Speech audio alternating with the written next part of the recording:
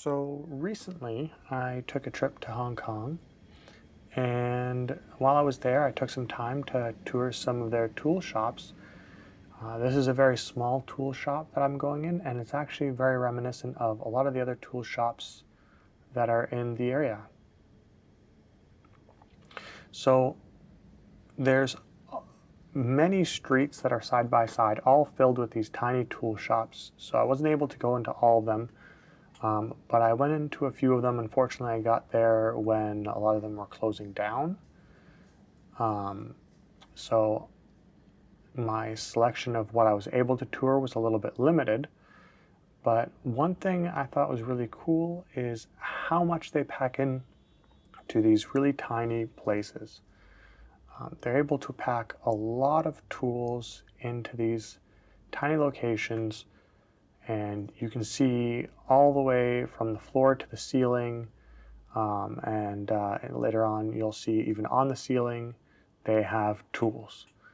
And every shop makes the most of the space that they have, and I thought that was really cool.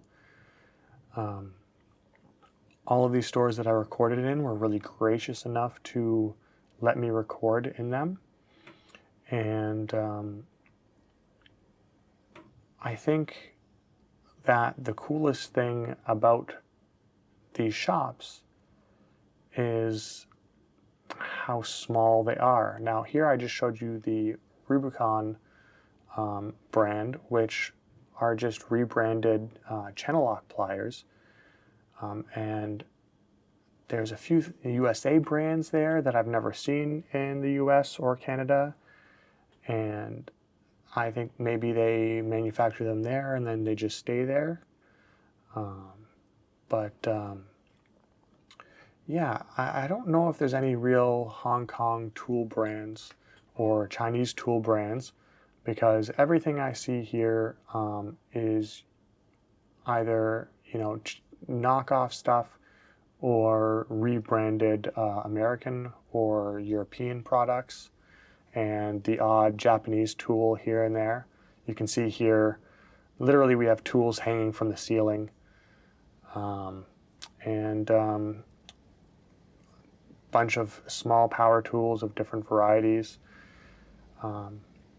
Now, the next shop I'm going to show, they were closing down, so I wasn't able to go in, but I just showed the outside here. I really wanted to go into this one. It looked really cool, but they were closed down and they weren't taking in any new people. Yeah, the next thing here is they have Milwaukee shops. They have Milwaukee. I saw big Makita shops. And then this tool shop specifically, I was able to go all the way through, and there's a lot of things I really liked about this shop. I think this is my favorite one that I saw. It was certainly one of the bigger ones that I saw.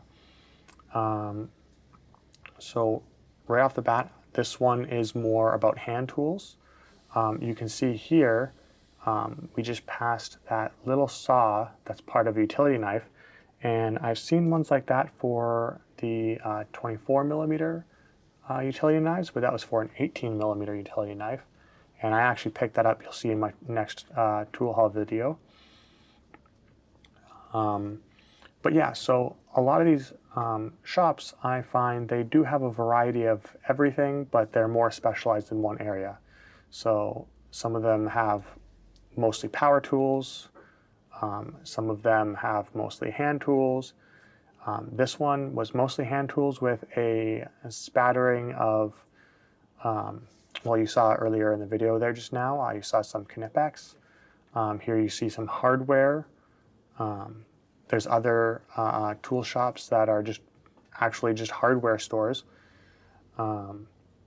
Yeah, so I found it really interesting because it's a lot different than what we have in Canada, and from what I've seen in the United States, it's a lot different from that as well. But you can see they do their best to have everything kind of organized and put in its specific place with like-minded items. But just because of the low amount of space, they really pack everything in there tightly. I went through here twice, and I'm sure if I went through there 3rd or 4th time, I would still be discovering new things here. I was a little bit disappointed on their selection of screwdrivers, um, but they did have a decent selection. Um, yeah, so everything you would need for a hand tool, they have. Like, I just really like this handle on this ratchet, so I decided to kind of show it a little bit more. And then also, I believe these are Japanese, I would assume, just based on the craftsmanship. And those are just beautiful. Now, here's the pliers, which are kind of what I really enjoy seeing. And again, you see that Rubicon brand, which just seem like they're rebranded channel locks, which I thought was pretty interesting. I don't know if they license it from it or if it's stolen. Here we have C.H. Hansen pliers, which I thought that was cool. I wouldn't expect to see those out of the States. So now we're nearing the end, and I was really fortunate to be able to go to Hong Kong and have time to see these tool shops. And traveling is something that really inspires us to broaden our horizons. Thanks for watching.